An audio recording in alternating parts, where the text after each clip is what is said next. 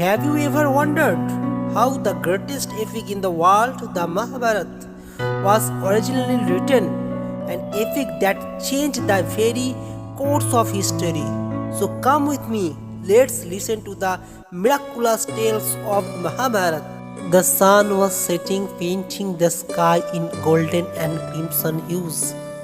A gentle breeze flowed through the air, carrying a sense of divine preparation, as if nature itself was getting ready for the birth of a timeless epic. On the banks of a quiet river sat sage Vedvyas beside his hermitage. His face showed deep thought within his mind. A mighty stream of poetry was flowing, a poem not of mere words, but of dharma, knowledge, purpose, and salvation. This was the Mahabharata, a divine work that blended the soul of the Vedas, the wisdom of the Upanishad, and the stories of the Purans, a light for mankind. But a question troubled his heart: who could write such a massive work? At that very moment, Brahma, his ideal, his guru, and his father alike, was passing nearby. Vedvyas rose with respect, greeted his guru, and offered him a seat. He said, "O Guru, your arrival is a blessing. I have a great concern in my heart." Brahma smiled warmly. "My child, I know your thought. This poem is not just your creation, it is a treasure of the whole world. But what troubles you?" Vyas replied, "Lord, within this poem I have included the essence of the Vedas, Vedangas, and the Upanishad, stories from the history and the Purans, clear accounts of past, present, and future, the truth about death, disease, fear, and poverty, the nature of all religions, duties, and burn system, knowledge of the earth, moon, sun, planets, and stars, war strategies, society, and the greatness of holy places. Yet I cannot find anyone worthy enough to write it down." Brahma stayed silent for a moment, then said, "Vyas, Ganesh is the one.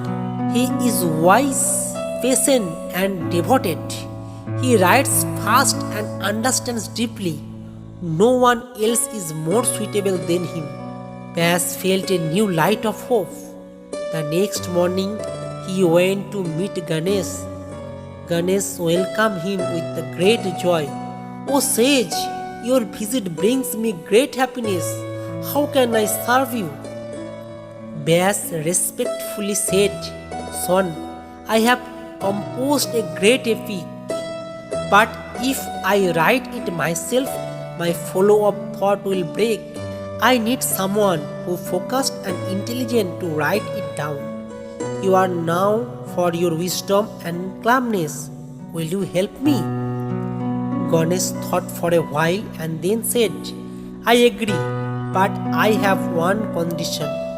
Once I start writing, I will not stop. If you pause even for a moment, I will leave." Vyas smiled. "I expect your condition, but I too have a rule. You must write only after understanding every verse fully."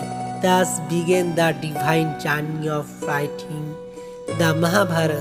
As Ganesh and Vyas began, a divine silence surrounded them. Vyas would pause briefly, at times speaking verse full of deep meaning, and Ganesh, after understanding every word, would write the divine speech. Vyas structured the Mahabharata like a great tree. The root were the Vedas, the trunk was history, the branches were the Purans. Its leaves were dharma, artha, karma, moksha. Its flower were wisdom, and its fruit was salvation. Anyone who touched this tree, reader or listener, would find shade for the soul. Vyas divided the Mahabharata into 8 parvas or chapter. Adi Parva, the beginning like a seed holding everything. Sabha Parva, the court where pride and politics dance. Ban Parva, the forest exile full of pain and hidden wisdom. Virat Parva, the secret life where identity was tested. Udyak Parva, the preparation for war when peace stood on a knife's edge. Bhishma Parva, where the war began and the Gita was spoken. And so on till the final Parva, Moksha Parva, the ultimate message of life and liberation. Each chapter was like a world of its own, sometimes like fire, sometimes like moonlight. After years of narration and divine writings, the Mahabharata was complete. Not just a story of king and wars, but a mirror of human nature, a guide for all ages.